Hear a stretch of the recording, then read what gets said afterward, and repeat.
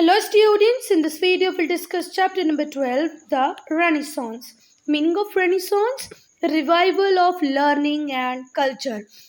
Middle ages में एक ऐसा टाइम आया, यूरोप में जब मिडिल एजेस चल रही थी तब एक ऐसा टाइम था बेटा जब हर व्यक्ति ने सोचने के तरीके को बदला, नए तरीके से चीज़ों को देखा, कल्चर में चेंजेस आए, लर्निंग में चेंजेस आए, मतलब हर चीज़ रिवाइव हो गई। उसी पर्टिकुलर पीरियड को हम क्या कहते हैं? रेनिसॉन्स पीरियड। रेनिसॉन्स को हम हिंदी में बोलते हैं पुनर्जागरण, नवजागरण। ठीक है, क्या पढ़ेंगे बेटा इस चैप्टर में? हम आगे हम लोग देखेंगे पहले तो डेफिनेशन रेनिसॉन्स की, फिर हम देखेंगे कि वो क्या कारण थे जिनसे शुरुआत हुई और ग्रोथ हुई रेनिसॉन्स की।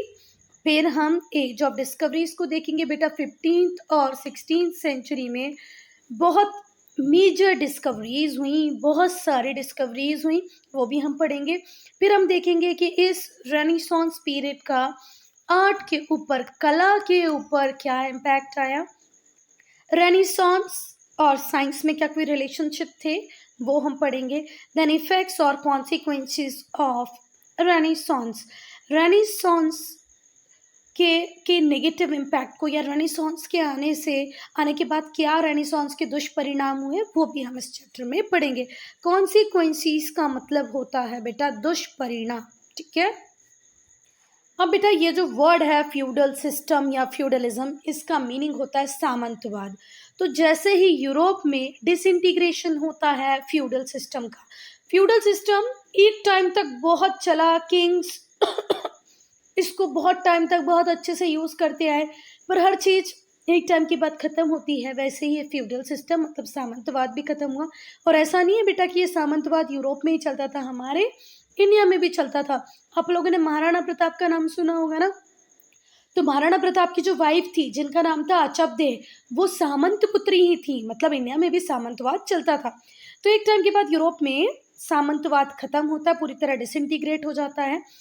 तो यहाँ से एक नए समाज की, नई इकोनॉमिक ऑर्डर की, नए सोशल ऑर्डर की, नए इकोनॉमिक ऑर्डर की शुरुआत होती है। जो वर्ड लिखा है ना अशर्ड, इसका मीनिंग होता है शुरुआत होना। और जब ये सारी शुरुआत होने लगी, फ्यूडलिज्म खत्म हो गया, नया सोशल ऑर्डर आया, नया इकोनॉमिक ऑर्डर आया, तो यहीं से हम बिगिनिंग मानते हैं कि भाई मॉडर्न एरा की शुरुआत हुई। कोई भी व्यक्ति, कोई भी हिस्टोरियन ये बात बिल्कुल नहीं कह सकता है, इस बात का अभी तक सिरा नहीं मिला है कि बेटा कैसे मिडिल एजेस ने रेनेसांस को जगह दी। ठीक हुई बात, कैसे रेनेसांस की शुरुआत हुई, एग्जैक्ट डेट कब थी, इसका कोई फिक्स्ड रिकॉर्ड हमारे पास नहीं है, कोई रिकॉर्ड है ही नहीं। बट हिस्टोरियंस का एक कॉमन बिलीव है, बहुत सारे हिस्टोरियंस इस बात को बिलीव करते हैं कि 3 इवेंट ऐसे हुए यूरोप में जिन्होंने हमें मिडिल एजेस से कहाँ पहुंचा दिया बेटा? मॉडर्न एजेस में पहुंचा दिया। वो कौन से 3 ग्रेट इवेंट्स थे? एक था रेनेसांस, दूसरा था geographical discoveries of 15th and 16th century, और तीसरा रिफॉर्मेशन। रिफॉर्मेशन, रेनेसांस और geographical discoveries of 15th and 16th century, ये 3 वो मेजर इवेंट्स थे जिन्होंने हमें मिडिल एजेस से उस कंडीशन में पहुंचा दिया जहां हम सर्टेनली कह सकते हैं कि भाई अब हम कहाँ पर हैं? मॉडर्न पीरियड में हैं। रेनेसांस का मीनिंग होता है नवजागरण, पुनर्जागरण, सोचने, समझने, देखने का एक नया तरीका। ज्योग्राफिकल डिस्कवरीज मतलब देखो 1498 में पुर्तगाल से एक Portugal navigator Vasco da Gama India आ जाएगा। ठीक है, 1498 की बात हो रही है, मतलब 15th सेंचुरी की बात हो रही है।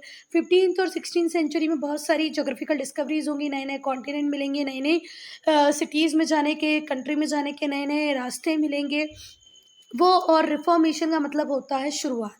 बेटा 1498 में Portuguese navigator Vasco da Gama India पहुंच चुका था via Cape of Good Hope. ठीक हुई बात, मतलब उसने इंडिया को पहुंचने का, इंडिया तक जाने का एक नया रास्ता ढूंढ लिया था। चलो, progress in thoughts and activity was most obvious during those days, और इन्हीं दिनों में सोचने का, अलग अलग तरीके से किसी काम को करने का तरीका बहुत ऑब्वियस था। अब हम डेफिनेशन देखेंगे रेनेसांस की। नाउ डेफिनेशन ऑफ रेनेसांस, ये जो वर्ड है रेनेसांस बेटा लैटिन वर्ड से डिराइव है। लैटिन एक लैंग्वेज हुआ करती थी जिसे हम डेड लैंग्वेज कहते हैं। आज हम इसे क्या कहते हैं? Dead language. पहले ये लैंग्वेज हुआ करती थी, जानी मानी भाषा हुआ करती थी, लैटिन लैंग्वेज। आज लैटिन लैंग्वेज डेड लैंग्वेज है, आज इसकी बहुत ज़्यादा स्पीकर्स अवेलेबल नहीं हैं। तो रेनेसांस ये जो वर्ड है, इसका जो रूट वर्ड है या ये किस वर्ड से आया है? तो ये लैटिन भाषा के रेनिसर वर्ड से आया है। रेनिसर वर्ड क्या सिग्निफाई करता है, क्या बताता है? The rebirth of the freedom loving thoughts. जो फ्रीडम लविंग थॉट्स हैं उनका रीबर्थ होगा, ठीक है। लोग फिर से सोचना स्टार्ट करेंगे, फिर से चीज़ों को समझना स्टार्ट करेंगे, ठीक है बात। तो रेनिसॉन्स किस वर्ड से आया है? रेनिसेर वर्ड से आया है, रेनिसेरे वर्ड से आया है। एक बार बोलो मेरे साथ इसका प्रोनाउंसिएशन, रेनेसेरे। क्या है? रेनिसरे। रेनिसरे लैटिन वर्ड से आया रिनाइसेंस, जिसका मीनिंग होता है the rebirth of freedom loving thoughts. आपके जो स्वतंत्र विचार हैं उनको सोचना समझना नए तरीके से देखना ही क्या था? रेनिसरे रिनाइसेंस। और ये जो आपके फ्रीडम लविंग थॉट थे ना, आज़ादी से जीना है, खुले आसमान में उड़ना है, मिडिल एजेस में इनको कन्फाइंड करके रखा था। फेटेड मीन्स कन्फाइंड करके रखना, रोक के रखना। इम्प्रिजन करना मतलब कैद करके रख देना बाय रिलीजियस अथॉरिटी। आप खुद से कुछ नहीं सोचेंगे, आपके जो थॉट्स होंगे वो फ्रीडम लविंग थॉट्स नहीं होने चाहिए। आपको रिलीजियस अथॉरिटी जो बोलेगी आपको वो करना चाहिए। तो बेटा ये जो रेनेसांस वर्ड है, जो लैटिन वर्ड रेनिसेरे से आया है, रेनिसेरे से आया है, इसका मीनिंग होता था the rebirth of freedom loving thought, ठीक है बात। और ये जो फ्रीडम लविंग थॉट है या स्वतंत्रता को आप जो प्रेम कर रहे हैं, ऐसा अलाउ नहीं था। आपके विचारों को, आपके दिमाग को इम्प्रेशन कैद करके रखा था, फेटर्ड मतलब कन्फाइंड करके रखा था, रोक के रखा था। किसने? रिलीजियस अथॉरिटी ने। धार्मिक जो भी अथॉरिटी उस टाइम में होती थी वो आपको सोचने की परमिशन नहीं देती थी। सोचो मत, सोचेंगे हम, तुम सब करो। A new spirit was in circulation, पर रेनेसांस पीरियड में एक नई भाव आए, नई भावना आई, जिसका वाइड स्प्रेड सर्कुलेशन, हर व्यक्ति इसके बारे में सोचने लगा, समझने लगा। न्यू स्पिरिट मतलब नया भाव। और ये जो नया भाव था, ये जो नए भाव थे, ये जो नई स्पिरिट थी, ये थी to know more of the world. To know more of the world, world को और जानो, समझो, एंड इट वंडर्स। देखो, अर्थ एक यूनिक प्लैनेट है, वर्ल्ड बहुत ज़्यादा यूनिक है।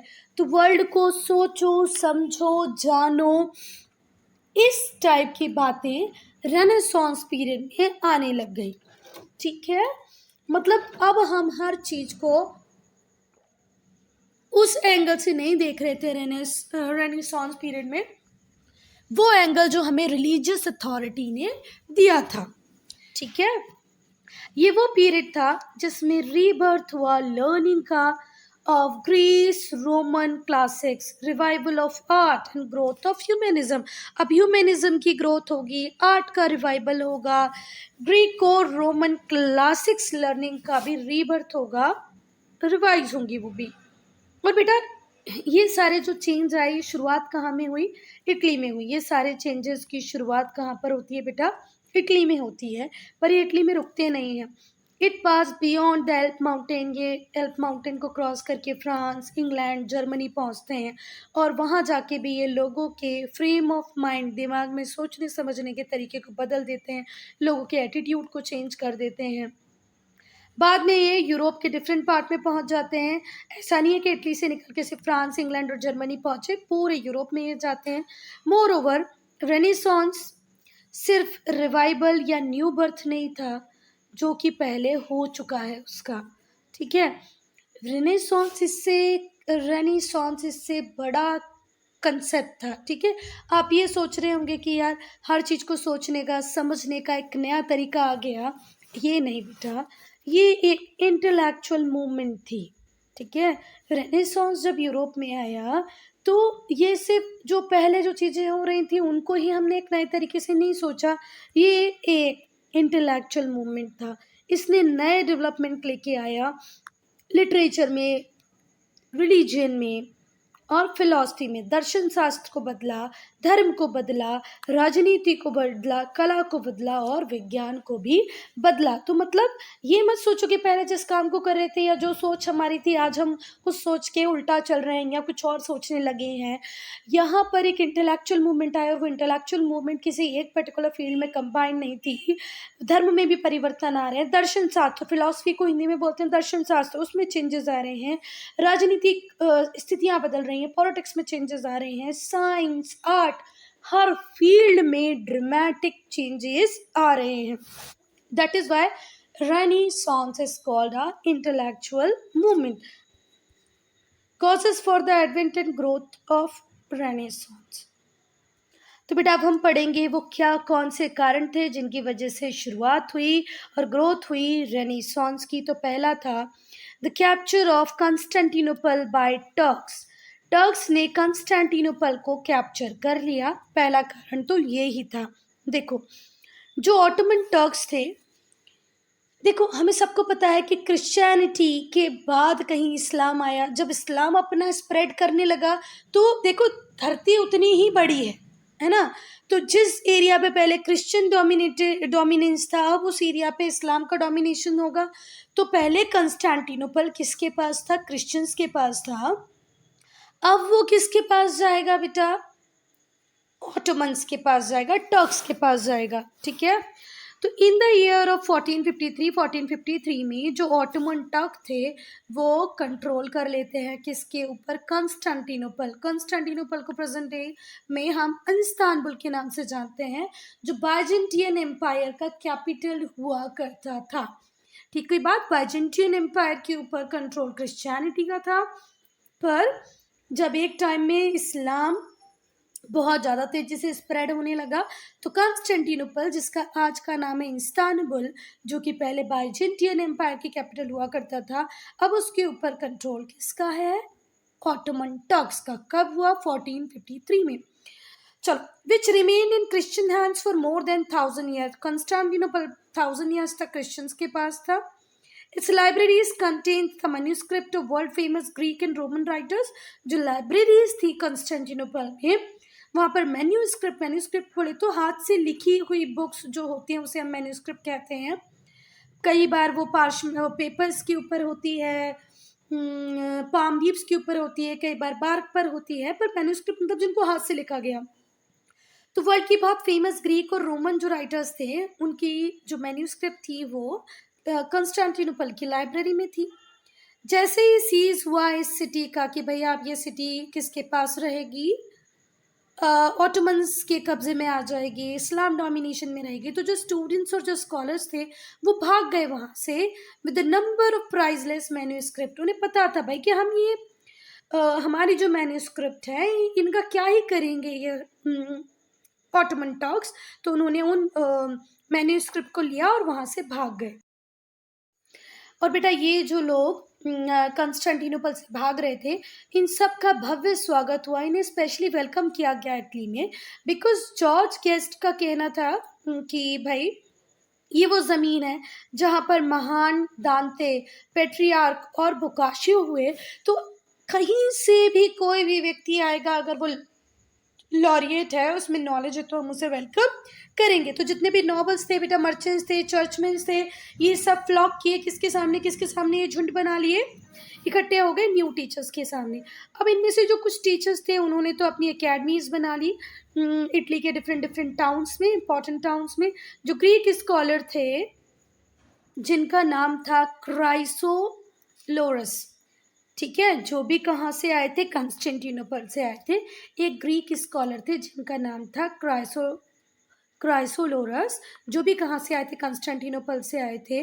वो एनकरेज करते थे क्लासिकल ग्रीक स्टडीज़ को, और उन्होंने ओपन किए स्कूल कहाँ पर? फ्लोरेंस में। हंड्रेड्स ऑफ क्लासिकल राइटिंग्स इस टाइम में लिखी गई विच वर अननोन फॉर सेंचुरीज, और जिन्हें सेंचुरीज तक व्यक्ति जान ही नहीं पाए, were now read with interest in Italy. आज भी इटली में उन्हें बहुत प्यार से पढ़ा जाता है, इंटरेस्ट से पढ़ा जाता है, और यूरोप की दूसरी कंट्रीज में भी। Now decline of feudalism.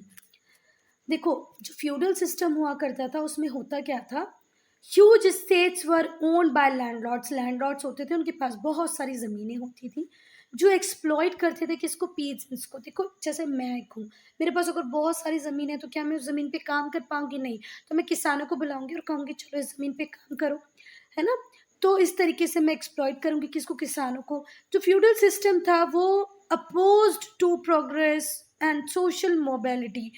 Social society के अपलिफ्टमेंट की कोई बात ही नहीं होती थी फ्यूडल सिस्टम में। जो फ्यूडल सिस्टम था वो प्रोग्रेस के बिल्कुल अपोजिट में था। सोशल मोबिलिटी नहीं थी, कोई फ्रीडम नहीं थी, कोई इक्वालिटी नहीं थी, है ना। इस सिस्टम में इक्वालिटी नहीं थी, फ्रीडम नहीं थी, कोई सोशल मोबिलिटी नहीं थी, प्रोग्रेस तो थी ही नहीं किसमें, फ्यूडलिज्म में। द डिक्लाइन ऑफ फ्यूडलिज्म, जब फ्यूडलिज्म बिल्कुल डिक्लाइन कर गया 13 और 14 सेंचुरीज में, तब फ्री थिंकिंग की हैबिट डेवलप हुई। जो फ्यूडल लॉर्ड्स हुआ करते थे पहले, वो आपस में एक दूसरे से लड़ लिया करते थे। The peace and good order, जो पीस थी, शांति, जो एक तरीका होता था वो तो था ही नहीं। That followed the decline of feudalism. ये जो फ्यूडल लॉर्ड्स थे ये आपस में लड़ते रहते थे और इनकी लड़ने की वजह से ही कहीं फ्यूडलिज्म का डिक्लाइन होता है और न्यू लर्निंग की ग्रोथ होती है। नए डेवलपमेंट होते हैं बेटा इसके बाद, कला में, आर्ट में, लिटरेचर में, साइंस में और फिलॉसफी में। साइंस मतलब विज्ञान, फिलॉसफी मतलब दर्शन शास्त्र, लिटरेचर का मीनिंग आपको पता ही है, और आर्ट मतलब होता है कला। चलो लिटरेचर भी हम बता ही देते हैं। लिटरेचर का मतलब होता है साहित्य। कला, साहित्य, विज्ञान, दर्शन शास्त्र, सब में नए नए चेंजेस आ रहे। Now man with advanced ideas. बेटा ये जो रॉजर बैकन थे, ये व्यक्ति जरूर 13 सेंचुरी के थे, 1214 से 1294 तक रहे, पर इनकी सोच आज 21st सेंचुरी के आदमी से भी ज़्यादा ब्रॉड थी। इनका मानना ये था कि मशीनें बनाई जा सकती हैं, शिप्स बनाई जा सकती हैं, हम कार भी बना सकते हैं, फ्लाइंग मशीन बना सकते हैं जिसमें बैठ के हम उड़ सकते हैं। देखो, किसी भी मशीन के बीच में व्यक्ति बैठे, इस तरीके से उसमें आर्टिफिशियल विंग लगाए जाएं कि वो जिस तरीके से बर्ड्स उड़ रही हैं उस तरीके से वो भी उड़ने लग जाएगा। इस तरीके की सोच वाले ये कौन थे व्यक्ति, जिनका नाम था रॉजर बैकन। तो इनकी सोच से भी बहुत ज़्यादा चेंजेस आए। इनका मानना था कि अगर नाविक ना भी हो, रॉड्स ना भी हो, तो भी नौकाएं चलाई जा सकती हैं, मशीन से चलाई जा सकती हैं, ग्रेटर स्पीड से चलाई जा सकती हैं, ज़्यादा व्यक्तियों को बिठा के चलाई जा सकती हैं, कार बनाई जा सकती हैं, मशीनों को उड़ाना संभव है। जितने भी थिंकर्स थे इन्हें फोर रनर्स ऑफ रेनेसांस कहा गया। चलो, invention of the printing press, ये बहुत बड़ा इन्वेंशन था बेटा। इसने भी बहुत सारी चीज़ों को ड्रास्टिकली चेंज करके रख दिया। जब इन्वेंशन हुआ प्रिंटिंग प्रेस का, कब हुआ, मिडिल ऑफ 15 सेंचुरी में, तो यूरोप के लिए ये पॉसिबल हो गया कि वो ज़्यादा से ज़्यादा बुक्स प्रोड्यूस कर सके। होली बाइबल को प्रोड्यूस किया गया। Holi Bible and many other, जो होली बाइबल थी उसे प्रोड्यूस किया। साथ ही साथ दूसरी जो रिलीजियस और क्लासिकल बुक थी उन्हें प्रिंट किया जाने लगा और पूरे यूरोप में वो अवेलेबल हो गई। प्रिंटिंग और जो डिस्ट्रीब्यूशन थी बुक्स की, उसने लोगों को बहुत प्रभावित किया। उनके लाइफ को देखने का, सोचने का जो तरीका था, जो एटीट्यूड था, उसे चेंज किया। और यूरोप में एक नई अवैकिंग आ गई, नया सोचने का तरीका आ गया। तो अगर मैं इन्वेंशन की बात करूं, प्रिंटिंग प्रेस के इन्वेंशन की, तो 15 सेंचुरी में हुआ। अब यूरोप ज़्यादा से ज़्यादा बुक बना रहा था, होली बाइबल को, दूसरी रिलीजियस बुक्स को, क्लासिकल बुक्स को प्रिंट करा रहा था और सबके लिए अवेलेबल करा रहा था। प्रिंटिंग और जो डिस्ट्रीब्यूशन था बुक्स का, उसने लोगों को बहुत ज़्यादा इन्फ्लुएंस किया, लोगों के सोचने का तरीका चेंज हो गया। ये थी 15th सेंचुरी की printing press. William Caxton set up the first printing press in England. England में 1476 में पहली प्रिंटिंग प्रेस सेटअप हुई, करने वाले थे William Caxton. It was one of the most valuable invention. और बेटा printing press most valuable invention था। आज हम जो पढ़ पा रहे हैं, लिख पा रहे हैं, रिटन रिकॉर्ड्स रख पा रहे हैं, तो इसमें प्रिंटिंग प्रेस का एक इम्पॉर्टेंट रोल है। ये था क्वाड्रेंट, और ये था एस्ट्रोलैब, ये एसेंशियल इंस्ट्रूमेंट थे लॉन्ग जर्नी के लिए अक्रॉस द ओशन। अगर आप ओशन में होते हैं तो ना ही तो आपको डायरेक्शन पता होती है कहाँ जा रहे हैं, वो सब के लिए ये कुछ इंस्ट्रूमेंट थे। एस्ट्रोलैब और क्वाड्रेंट, इनका बहुत इंपॉर्टेंट रोल हुआ करता था। नो इम्पैक्ट ऑन लिटरेचर, कि हमारे साहित्य पे क्या प्रभाव पड़ा। जो रेनेसांस था यूरोप में, उसने शुरुआत की एक नए टाइप के लिटरेचर की। लिटरेचर के ऊपर एक एक अलग ही टाइप का प्रभाव पड़ा किसके आने से, रेनेसांस के आने से। An outstanding impact of intellectual revival, देखो इंटेलेक्चुअल रिवाइवल होने लग गया, लोगों के सोचने समझने का तरीका बदल गया, नेटिव लैंग्वेजेस का यूज़ होने लगा लिटरेरी राइटिंग्स में। पहले जहाँ स्टैंडर्ड एक या दो लैंग्वेजेस का यूज़ हो रहा था, वैसा नहीं, अब नेटिव लैंग्वेजेस का यूज़ हो रहे हैं। मीन्स अगर आपको कोई एक स्टैंडर्ड लैंग्वेज नहीं आ रही, आपको अपनी भाषा आ रही, तो आप उसमें भी पढ़ सकते हैं। For centuries, scholars had been using Latin, which was few educated people could understand. जो लैटिन लैंग्वेज थी बेटा, उसको थोड़े बहुत लोग ही जानते थे, समझते थे।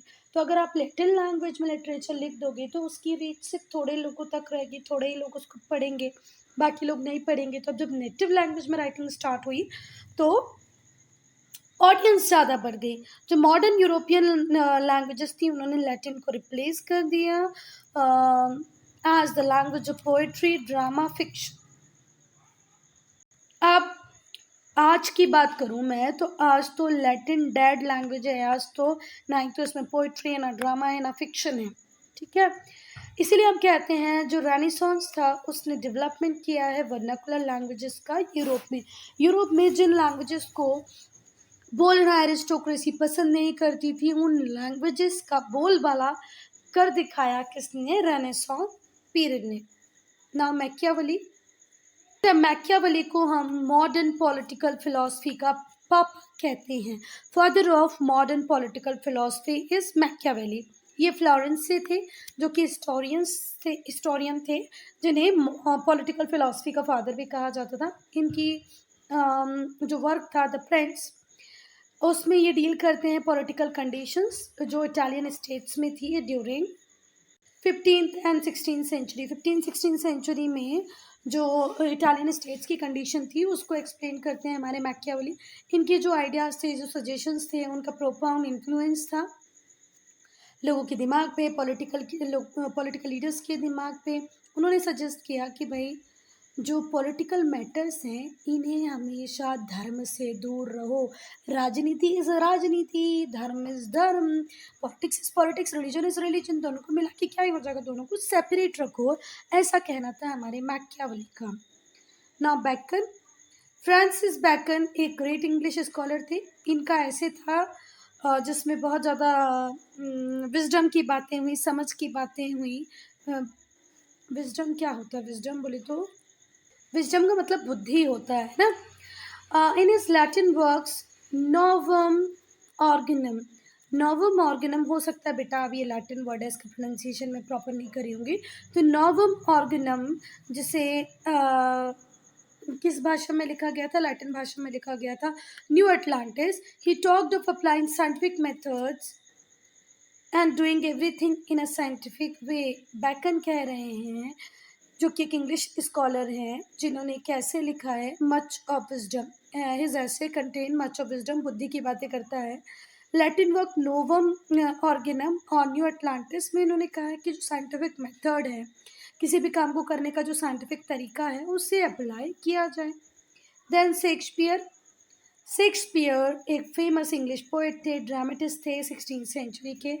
इन्होंने आउटस्टैंडिंग कंट्रीब्यूशन किया इंग्लिश लिटरेचर को एलिवेट करने में और वर्ल्ड में इंग्लिश लिटरेचर को एक स्टेटस दिलाने में शेक्सपियर का इम्पोर्टेंट रोल है। ये एक बहुत ग्रेट पोएट थे, एक अच्छे प्ले राइट थे।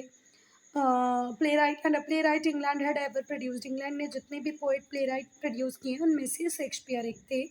इन्होंने 38 तो प्ले दिए हैं बच्चा, 150 सोनेट्स दिए। सोनेट्स बोले तो 14 लाइन्स की जो पोएम होती है उसे हम क्या कहते हैं? Sonnets. 150 sonnets, 38 play and impact on art. देखो लर्निंग का तो रिबर्थ हुआ ही, पर रिनाइसेंस के टाइम में आर्ट का भी बहुत रिवाइवल हुआ बच्चा। जो मिडवल आर्टिस्ट थे was a slave to tradition, वो ट्रेडिशन के हिसाब से, ट्रेडिशन के गुलाम, स्लेव का मतलब होता है गुलाम, वो जो ट्रेडिशन के गुलाम थे वो उन्हीं चीज़ों को कार्व करते थे, पेंट करते थे जो कहीं ना कहीं धर्म से जुड़ी हुई थी। पर जब रेनेसांस आया तो रिवोल्ट हो गया कि ये जो बॉन्डेज है मेडवल ट्रेडिशन का, उससे अब हम थोड़ा सा दूर हो जाएंगे, कुछ नया सोचेंगे, कुछ नया बनाएंगे। Now the beauty became the pre dominant motive. और अब धर्म से ज़्यादा हमारा जुड़ाव किस पे हो रहा है बच्चा? ब्यूटी पे। प्री ब्यूटी एक प्री डोमिनेंट मोटिव बन गई। ठीक है बेटा, the study of anatomy says देवीज इच्छा अभिलाषा बहुत ज़रूरी है किसी भी पेंटर के लिए। जब भी आप कुछ पेंट कर रहे हैं तो आपकी इच्छा, आपकी अभिलाषा बहुत ज़रूरी है। पर अगर मैं बात करूं कि भैया जो चर्च के जो सीन्स थे वो रिफ्लेक्ट करते थे a sense of optimism, grace, आशावाद की बात वो लोग भी करते थे। पर जब तक पेंटर ने पेंटिंग नहीं करनी चाहिए जब तक उसका मन ना हो, जब उसकी इच्छा ना हो। अब हम पेंटिंग्स की बात करेंगे बेटा। चलो हम पेंटिंग की बात नहीं करते, हम पेंटिंग की बात करेंगे पार्ट 2 में, ठीक है।